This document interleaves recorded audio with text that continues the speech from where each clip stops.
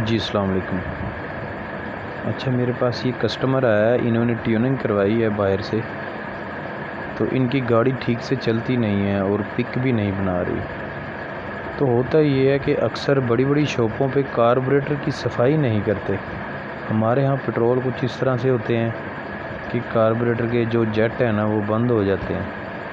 तो इसलिए हमने इसे खोला है।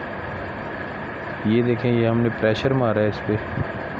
इसके छोटे छोटे सुराख खोले हैं, अच्छे तरीके से ये सफाई की है। कार्बोरेटर के अंदर प्रेशर हवा मारी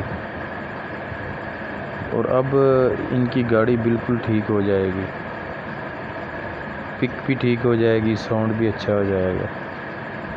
लेकिन अक्सर बड़ी शॉपों पे कार्बोरेटर खोलते ही नहीं हैं, तो ये अगर खोल लिया जाए तो बेहतर है, इसकी सफाई हो जाती है। सेटिंग को ना छेड़ें आप, नीचे से खोल लें।